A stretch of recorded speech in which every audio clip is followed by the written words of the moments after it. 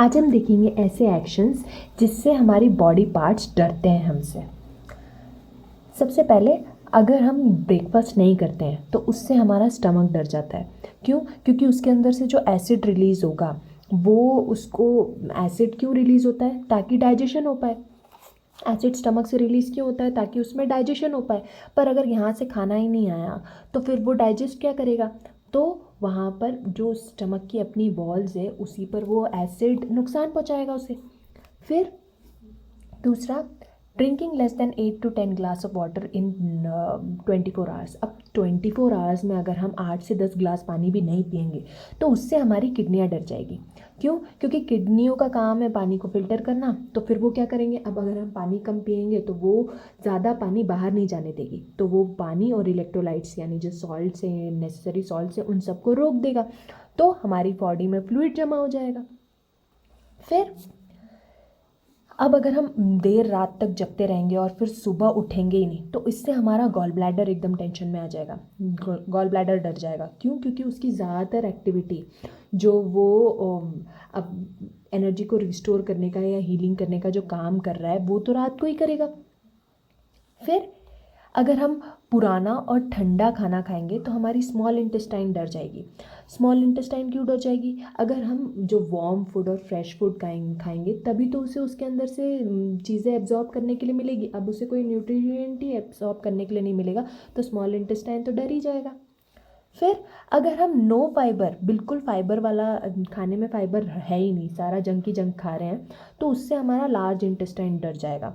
क्यों? क्योंकि जैसे ही स्टूल बनेगा, जो फीसिस बनेगा, अगर उसको आगे पुश करने के लिए फाइबर ही नहीं हुआ उसमें तो सारा काम लार्ज इंटेस्टाइन को अकेले ही करना पड़ेगा।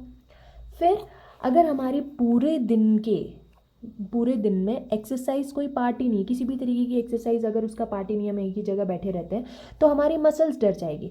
क्यों? क्योंकि मसल्स सुस्त होती जाएंगी और उसकी स्ट्रेंथ ही खत्म हो जाएगी।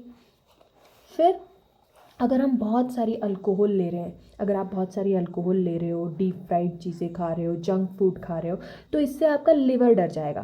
क्योंकि जितना भी कचरा आप खाओगे वो सब कुछ सॉर्ट यानी उसे डाइजेस्ट करने में हेल्प करने के लिए चीज़ें तो लिवर को ही बनानी पड़ेगी, तो लिवर डर जाएगा। फिर अगर आप बहुत ज़्यादा सॉल्टी, फैटी और कोलेस्ट्रॉल वाला खाना खा रहे हो तो आपका दिल डर जाएगा।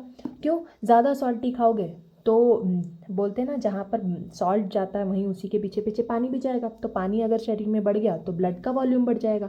ब्लड का वॉल्यूम बढ़ा तो दिल को ज़्यादा पंप करना पड़ेगा ब्लड। और अगर कोलेस्ट्रॉल ज़्यादा हो गया तो वो आर्टरीज़ में जम जाएगा, आर्टरीज़ में जम जाएगा तो ब्लॉकेज हो जाएगा, ब्लॉकेज हो जाएगा तो फिर हार्ट ही बंद हो जाएगा।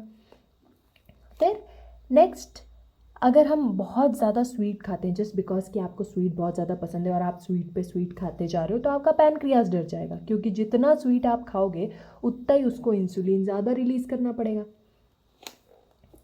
फिर अगर आप कंटिन्यूस आपका स्क्रीन टाइम बढ़ता जा रहा है और वो भी आपको डिम लाइट में देखने की आदत है तो इससे सबसे ज़्यादा डरेगी आपकी आँखें।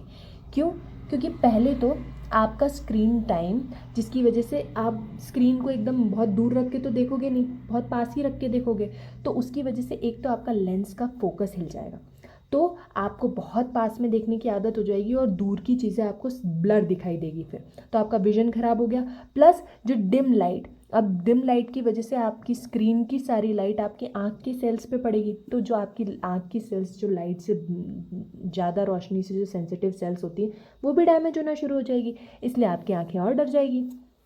फिर सबसे इम्पॉर्टेंट, जब आप नेगेटिव थॉट्स लाना शुरू करते हो यानी नेगेटिव सोचना शुरू करते हो और एक के बाद एक के बाद एक के बाद नेगेटिव थॉट्स लाते ही जाते हो और आप इस बात से भी अवेयर नहीं हो कि वो आपको कितना नुकसान पहुंचा सकता है, तो इससे सबसे ज़्यादा डरेगा आपका ब्रेन। क्योंकि आपका एक नेगेटिव थॉट उसकी फंक्शनिंग रोक देगा। आप जितना डिप्रेशन में जाओगे ब्रेन उतना कम काम करेगा।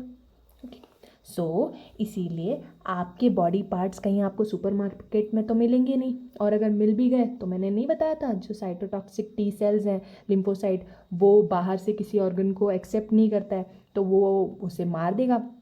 तो इसीलिए आपको अपने ही ऑर्गन्स को थोड़ा ध्यान से रखना चाहिए क्योंकि उसे आप रिप्लेस नहीं कर पाओगे। Okay, thanks for watching.